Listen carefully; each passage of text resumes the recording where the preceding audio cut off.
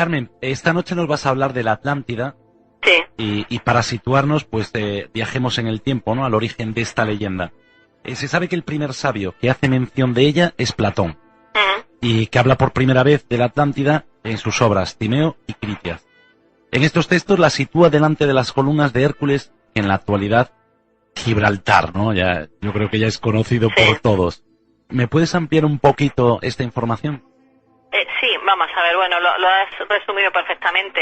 El punto referencial y el primer punto al que hay que dirigirse siempre que se trata el tema de la Atlántida es Platón, porque fue el primero que lo dio a conocer más explícitamente a través de sus famosísimos diálogos, el Critias y el Timeo.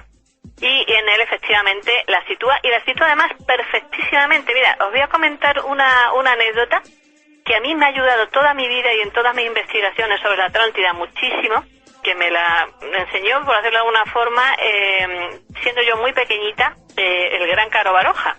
Y él, mejor que nadie, tenía muchísimo interés en que yo aprendiera mucho de todos los sabios de la antigüedad, ¿no? Y me dijo un día, dice, mira, te voy a enseñar a distinguir cuál es el punto clave de cada sabio de la literatura, tanto griega como tal. Y me dijo sobre, y también de romana, y me dijo sobre Platón. Dice, mira, en Platón hay que tener muy en cuenta que siempre que habla de algo que es real, deja constancia de ello, y cuando no, también. Es decir, que si Platón en esos diálogos, cuando habla de la Atlántida, no solamente dice que es real, sino que además insiste en que es un hecho real, no lo dudes. Otra cosa es diferente a que fabule sobre su concepto de, digamos, ciudad ideal o, digamos, también pues política, etcétera, etcétera, etcétera. Eso ya es otra cuestión. Pero que lo que está narrando es real, así es. De todas formas, fíjate qué interesante, y por supuesto lo sitúa en donde es. Pero fíjate qué interesante que toda esta información de Platón parte de las revelaciones de un sacerdote del templo de Sais, en Egipto.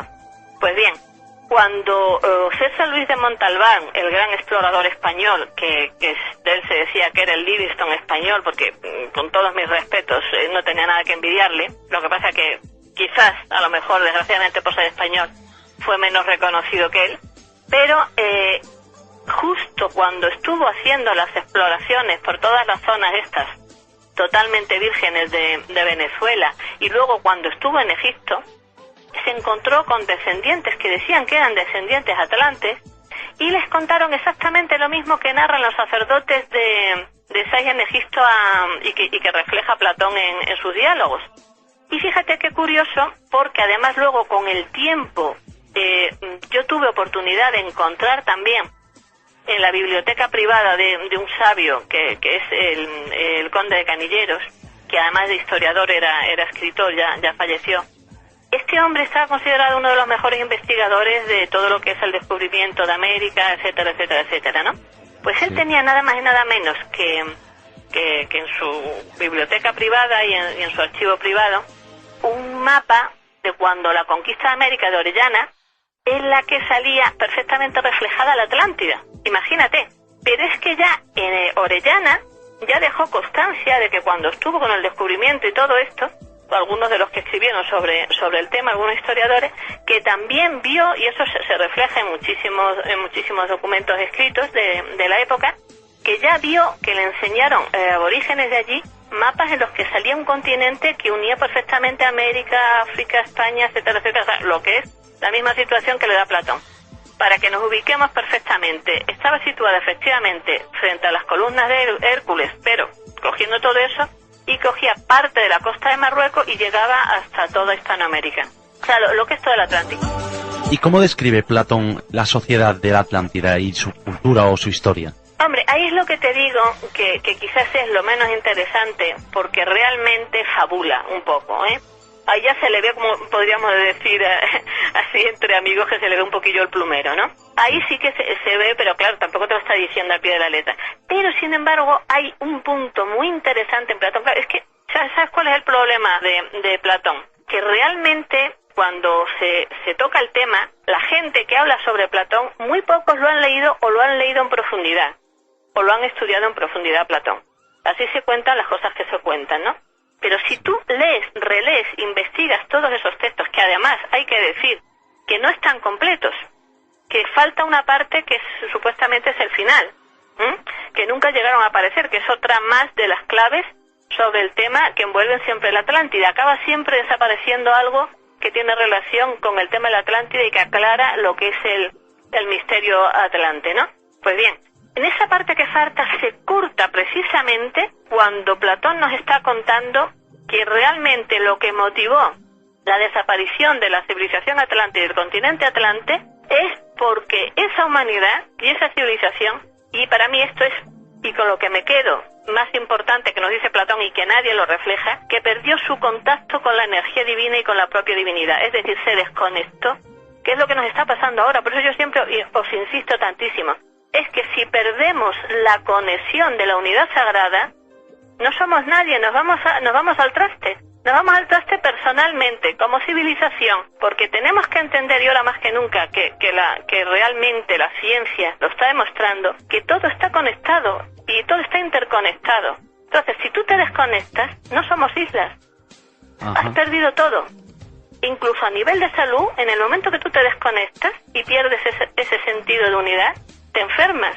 Tú eres cuerpo, pero también eres mente, eres espíritu, eres una conexión con el cosmos, una conexión con la Tierra. Si tú pierdes ese concepto, tanto a nivel de salud como a nivel de vida, como a nivel de civilización, tú te vas al traste. Y para mí esto es lo más importante. Y el mensaje más importante, fíjate, te diría que incluso más que el Atlante, que nos está transmitiendo Platón en esos diálogos. Y ese es el final, así termina. En alguna ocasión yo te escuché hablar sobre la utilización que hacían los atlantes de los cristales, y sé de buena tinta que eres una gran experta en esto. Cuéntanos, ¿qué uso le daban a estos minerales?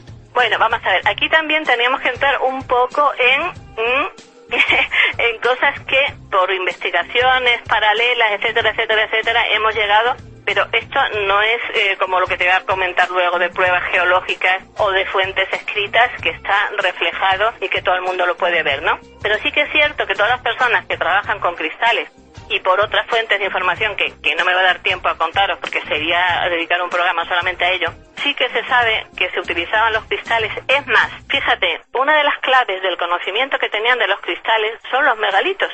Porque los megalitos, quien estudie realmente toda la cultura megalítica, se va a dar cuenta de que esa civilización que erigió esos megalitos, que por ejemplo el gran Rosso de Luna, no tuvo la más mínima duda de que era una civilización que tenía unos altísimos conocimientos astronómicos, pero también de los cristales. Porque si no tuvieran ese conocimiento de los cristales y de las energías telúricas, junto con el conocimiento astronómico, no hubieran podido erigir esa cultura megalítica en los puntos que se erigieron y con la finalidad que se erigieron, y lo que demuestran, como por ejemplo el profesor Alexander Thor de la Universidad de Oxford, que lo refleja en muchísimos escritos perfectísimamente. Pues este hombre nos da incluso, fue el que descubrió que los monumentos megalíticos reflejan lo que él denominó yarda megalítica, que son una aportación importantísima también a muchos conocimientos de niveles. Entonces tú te das cuenta que realmente ese monumento megalítico te está reflejando el conocimiento de los cristales que tenían. Otra cosa que con el tiempo, sobre todo esto a nivel antropológico, me lo descubrí también gracias a Caro Baroja, todos los antiguos rituales, y en Toledo, por ejemplo, incluso se llegó a condenar a los veneradores lapidum, ¿no? Hacían hogueras alrededor de los megalitos. ¿Por qué hacían hogueras alrededor de los megalitos? Pues esto no solamente revela un conocimiento muy profundo de los cristales, sino a nivel científico. Imagínate, porque ciertos minerales, sobre todo el cuarzo y lo que es la poquita pirita que en algunos hay de estos monumentos, en las piedras de estos monumentos, cuando son calentados es cuando la energía se activa. Incluso minerales como la pirita, que normalmente en estado normal no son magnéticos, se vuelven magnéticos. Y además interactúan con las energías telúricas. Estos son unos conocimientos iniciáticos muy importantes que en la actualidad en muchos sitios incluso se desconoce. Y estos señores de la cultura megalítica lo tenían. Es decir, tenían un conocimiento perfecto de los minerales. Sabían dónde había que erigir un mineral concreto. Los megalitos no están hechos con un mineral concreto. o sea, con un mineral al azar, perdón, sino con un mineral muy concreto y que se ha tenido que ir a buscar a canteras muy lejanas, a veces exageradamente lejanas, para ponerlas en un punto concreto y de una forma concreta, porque no es lo mismo un menhir que un dolmen, por ejemplo, para recoger las energías y para finalidades, etcétera. El menhir es una antena, es, podemos decir, igual que un obelisco o que una pirámide, en cambio el dolmen es un conector. Por eso los dólmenes son lugares de contactación. ¿Y qué relación tienen los megalitos con la Atlántida? Pues muy sencilla, que si miramos la historia, vamos a ver que los megalitos surgen justo al final, al principio de la era terciaria, comienzo de la otra. Y justo el último cataclismo de la Atlántida que se tiene registro geológico, no de documentación que puede ser errónea, que yo os hablaré de ello, datan precisamente la extinción y el último cataclismo en esto. ¿Por qué se vuelven a erigir la cultura megalítica? Para volver a reequilibrar energéticamente y tectónicamente y sísmicamente a todos los niveles planetarios ese disturbio que produjo el hundimiento de la Atlántida.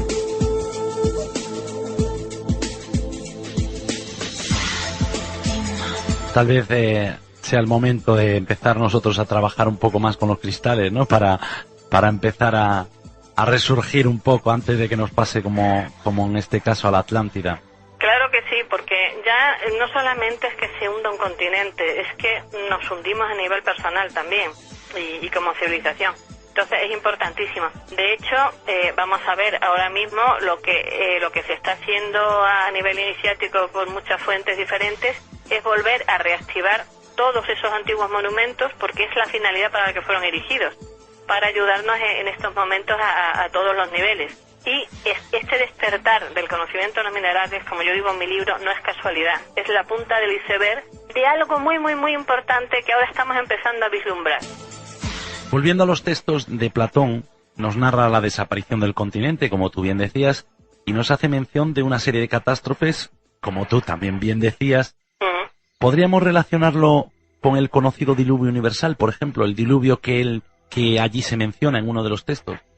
Sí, perfectamente. De hecho, si tú miras, es lo que yo saqué a la luz, que fue tan importante de esto que mandó a hacer el Estado Mayor español y todos los estudios que se reflejaron. Hay un capítulo que es interesantísimo en el cual solamente trata de todas las diferentes leyendas de países muy distantes y muy dispares y muy diferentes, y que en épocas, sobre todo lejanas, no tuvieron absolutamente ningún contacto entre sí, y como todos te cuentan lo mismo, la referencia a un diluvio más o menos igual que el diluvio universal. Hay una cosa que a día de hoy todo el mundo habla, porque existen diferentes teorías, ¿no?, que nos hablan de una cultura y refiriéndose a los atlantes, y nos dice que eran más avanzados tecnológicamente, e incluso pude leer alguna vez que hay quien dice o quien asegura que la civilización atlante eran extraterrestres. ¿Alguna de estas teorías se aproxima a la realidad? Vamos a ver, tú lo has dicho, son teorías. Son teorías, pero realmente de una forma, digamos, más científica, más contrastable, yo me quedaría con las pruebas geológicas, aparte de las fuentes escritas, pero fíjate que las fuentes escritas, incluso pueden estar equivocadas, pero una prueba geológica jamás. Yo me quedaría con lo real. Sí, se ha fabulado y a nivel iniciático existe la creencia de que efectivamente los atlantes, igual que, mira, te voy a poner un ejemplo muy claro, que es la historia de Tingina, la famosa princesa atlante que cuentan las leyendas, que luego las leyendas se confirmaron que era realidad porque se llegó incluso a encontrar la tumba de Tingina en el desierto. Pues te decía que era una princesa atlante que llegó del Atlas hasta lo que entonces era el desierto de Abalesa, que hoy el oasis de Abalesa, que hoy es un desierto, y sí. Allí tuvo 2 hijos o 3, no recuerdo ahora mismo bien, de seres venidos de las estrellas, que son los que dieron origen a la actual y famosísima raza de los Tuareg. O sea, ahí te lo está diciendo claramente, cómo una princesa de procedencia atlante da origen a una nueva raza procedente de seres de las estrellas extraterrestres, lógicamente. Carmen, tu libro es La Atlántida y otros continentes sumergidos. Nos cuentan muchísimas más cosas de las que estamos hablando esta noche. no creo que existan muchas personas que lo traten como tú, en este caso, ¿no? Hombre, yo, al margen, y aparte de tratar otros continentes sumergidos, que lógicamente si vas a hablar de la Atlántida tienes que hablar de otros anteriores, como es Mu, ¿no? Es que además están absolutamente conectados, porque lo que no sabe la gente y lo que todo el mundo cuando habla de la Atlántida se refiere a un solo cataclismo, y no, la Atlántida no desapareció en un solo cataclismo. Tenemos registros geológicos del último cataclismo y quizás más fuentes a nivel de, pues eso, de tradiciones que hayan quedado, cosas en diferentes culturas de un famoso diluvio, etcétera, etcétera, etcétera, pero se desapareció sucesivamente en diferentes periodos geológicos y por diferentes motivos. Y uno de esos periodos, el más antiguo, incluso hay, fíjate, mapas en el Tíbet que lo reflejan perfectamente, en el que tanto Mu como la Atlántida estuvieron unidos, y estuvieron unidos a través de Hispanoamérica. Y a través de esos cataclismos que hicieron hundirse casi todo Mu, y esos otros que hicieron hundirse casi toda la Atlántida, quedó ese punto conector entre ambos. De lo que quedó de Mu son las islas que aún existen en el Pacífico, y lo que quedó de la Atlántida son las islas pues Azores, las Canarias y parte de la costa de Marruecos y de España. De España casi toda, a ver si en alguna ocasión podemos hablarlo con profundidad y ampliamente, porque es apasionante el tema de España en relación a la Atlántida. Y hay puntos, investigaciones y cosas en casi toda Hispanoamérica, en unas que son cosas procedentes de Mu y otras de la Atlántida y otras de ambos, porque se han fusionado y han estado unidas y han recogido esa unión que en un pasado tuvieron Mu con la Atlántida. Lo mismo que en un pasado estuvo unido España con Marruecos a través del istmo que se rompió y hoy es el estrecho de Gibraltar, que eso sería apasionante que lo comentáramos, sí. Y formaba parte de ese continente terciario que era la Atlántida. Pues Mu y la Atlántida estuvieron unidos. Te estaba preguntando antes por esas teorías, ¿no?, que nos hablan del tipo de cultura o de lo que se cree que fue el tipo de cultura que tenían los habitantes de la Atlántida. Me gustaría saber qué ocurre, que los gobiernos no lo quieren ocultar, no nos quieren contar todo, no quieren que sepamos que existió la Atlántida. Mira, la Atlántida está considerada en casi todos los gobiernos secreto de Estado. Y en España no fue menos. De hecho, uno de esos secretos de Estado, la única persona que lo ha sacado he sido yo, que lo saqué hace años, fue cuando se formó toda esta revolución, que lo sacaron en todos los medios de comunicación. Concretamente eran unas investigaciones que mandó a hacer el jefe de entonces de Estado Mayor español, que fue el anterior a Franco, el teniente general Sánchez Ocaña, a lo que formó por algunos de los más prestigiosos geólogos de España, que era el equipo que se llamó Comisión Histórica de la Campaña de Marruecos. Entonces, todas estas investigaciones que realizaron y todos estos comentarios que vienen que luego se reflejaron en 3 tomos de unos libros, que solamente se hicieron 4 ediciones de estos libros, 2 las tenía este señor y otra no se sabe y otra está en poder del ejército español. Ahí reflejan perfectamente todas las investigaciones a nivel geológico que se hicieron. Esto fue en 1935 cuando se publicó. Y estaba considerado secreto de Estado Mayor. Pero ¿qué ocurrió? Que este hombre, al estallar la guerra, pues se fue, porque él era de derecha y pensaba que iban a ganar los de izquierda, y para que todos estos secretos de Estado Mayor no cayeran en manos de lo que él consideraba el enemigo, claro, los otros considerarían al enemigo a él, lógicamente. Esto es muy particular cuál es el enemigo, claro. El enemigo siempre es el contrario. Entonces, pues se fue y estuvo toda su vida huyendo con todos los secretos de Estado Mayor español y toda su vida con nombre falso, y bueno, que es como una película impresionante y una novela la historia de este hombre y de su familia. Con el tiempo, ya muy mayor, un poco antes de morir, la hija me entregó toda esta documentación importantísima, porque dijo que quería que yo tuviera la constancia de todas esas investigaciones que yo estaba haciendo y todo eso que yo estaba comentando en artículos y demás, que realmente tenían una base real y yo estaba en lo correcto. Entonces me entregó todo esto. Y todo esto es ni más ni menos que todas las pruebas geológicas que hicieron todos estos geólogos del Estado Mayor español y que pertenecen al Estado Mayor español, que además en su época, que esto lo tengo sin publicar, pero os voy a dar un poco la primicia, que lo voy a publicar, también Hitler mandó a entrevistarse con el padre de esta señora, que ahí me dio los documentos, que era el teniente general Sánchez Ocaña, a uno de sus más fieles allegados, porque ellos también estaban investigando exactamente lo mismo, los alemanes. Pero llegaron a un punto en que tenían que pedir permiso al Estado Mayor español para poder tener acceso a ciertos sitios. Pero estaban perfectamente documentados igual que el gobierno español, sobre todo a través de sus geólogos alemanes. Bien, pues todas estas investigaciones, resumiendo, porque esto es extensísimo de explicar, sobre todo muy complicado, porque son todos términos geológicos, etcétera, etcétera, llegan a la conclusión de que, y además te hablan explícitamente en todos estos libros de la Atlántida, y la Atlántida para arriba, la Atlántida para abajo, todo sobre la Atlántida.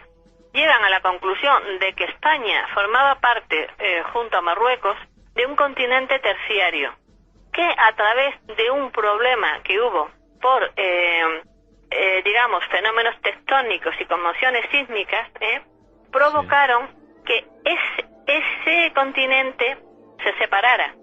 Ese istmo de unión que unía estos dos continentes se partiera, por decirlo de alguna forma, o desapareciera, y lo que quedó de ese istmo de unión es el estrecho de Gibraltar, que los antiguos, entre ellos Platón, denominan columnas de Hércules, y siempre se ha conocido como columnas de Hércules. Entonces, ahí te explica perfectamente cómo todas las famosas cadenas montañosas, Bética y Rifeña, estaban unidas, y en fin, te lo explica con términos geológicos absolutamente todo. Es una investigación impresionante. Y os voy a dar otra primicia. Próximamente voy a publicar un artículo en el que hablo también de todo lo que se habló a nivel de secreto de Estado entre el gobierno alemán y el gobierno español con el jefe de Estado Mayor, sobre el tema de las investigaciones geológicas. Cuidado, estamos hablando de geología, no de teorías, ni de suposiciones, ni de nada de eso. Y pruebas que encontró el Estado Mayor español. Y estoy hablando de pruebas físicas, Se encontraron objetos. Yo eso lo digo como primicia y como adelanto. Y digo yo, si encontraron todas esas pruebas, ¿por qué no hacerlas públicas? ¿Por qué no compartirlo si realmente estamos hablando de una cultura pues más antigua que nosotros, ¿no? No deberían preocuparles el que el resto de las personas sepan que existen, y más cuando hay un trabajo hecho por encargo, ¿no?, de unos geólogos que se ponen manos a la obra para descubrir si existió o no existió la Atlántida. Pues mira, te voy a decir, Eduardo, hay dos constantes que yo me encuentro continuamente en la investigación de la Atlántida. Una es, como te he dicho antes, que efectivamente todos los gobiernos consideran secreto de Estado el tema Atlante, para empezar, Y segundo, lo que yo denomino, y hablo en mi libro, que sobre el tema de la Atlántida parece que existe una conspiración de silencio, que la Atlántida no solamente está sumergida bajo las aguas, sino también sobre una auténtica conspiración de silencio. ¿Por qué? Porque en muchas ocasiones que se han encontrado pruebas, y aquí te estoy hablando ya de objetos físicos, como los que se encontraron en Fez, en Marruecos. En Marruecos, en Fez, se encontraron dos cosas importantísimas. Una era el busto de un niño en el famoso metal oricalco que decían del que Platón nos habla en sus diálogos, que se consideraba el famoso metal atlante. Pues en ese metal se encontró el busto de un niño y varias regletas. Bueno, pues estos objetos se hizo un viaje para mandarlos a un museo en Francia. Pues justo cuando el coche que transportaba esos objetos estaba cruzando un término determinado de Andalucía, tuvo un accidente y esos objetos ya desaparecieron, no se supo nunca más de ellos. Como eso ha pasado con todo. ¿Qué fue de lo que encontró Schliemann cuando estuvo investigando Troya? También desapareció, nunca más se supo.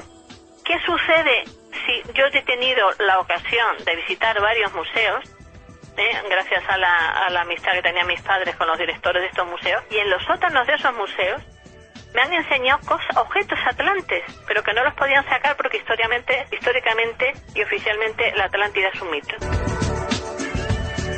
Realmente es un hecho, ¿no? Si hay unas pruebas que nos están diciendo que sí existió, y que es muy probable que al igual que se separó Marruecos de España, pues ahí hubiese más tierra pues realmente no sé, es que no le encuentro la explicación, ¿no? A que nos lo oculten y a que nos quieran tener todo tan en secreto, si es así.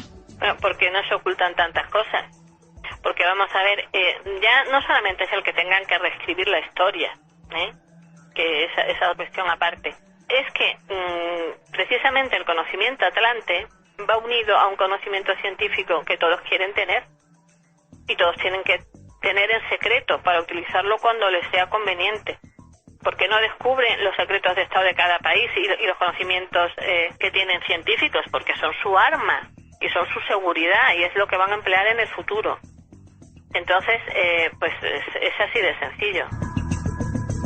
Esperemos que, como siempre, no lo utilicen a nivel bélico, ¿no? Eso es lo malo, eso es lo malo. Que es lo que se suele hacer, ¿no? Cuando cogen a alguien o descubren algo, lo utilizan casi siempre militarmente y no para fines, digamos, para el ocio de los demás, ¿no? No, para el bien de la humanidad no lo utilizan. Lo utilizan para destruir la humanidad y para destruir el planeta. Por eso casi que mejor que ciertas cosas casi que no salgan, fíjate. Carmen, para finalizar esta noche, ¿estás totalmente convencida de que la Atlántida sí existió? Totalmente. No es que yo lo esté, es que lo están personas científicas y los mejores geólogos del mundo y de la historia, como veis, por ejemplo, Hernández Pacheco. Carmen, muchísimas gracias como siempre, es un placer enorme el que hayas estado con nosotros y hayas comenzado tú esta noche con tu voz maravillosa. Muchísimas gracias. Y con esta bonita historia y esta bonita investigación hayas querido estar con nosotros, compartirla con todos los oyentes que esta noche nos están escuchando. Pues un placer y ojalá que esta pincelada que hemos dado sobre este tema tan apasionante sirva para que de una vez ya, porque yo creo que es el momento, pues aprendamos la lección que os decía, que nos dejó el mensaje que nos dejó Platón y también a nivel histórico nos permita reencontrarnos con nuestros verdaderos orígenes.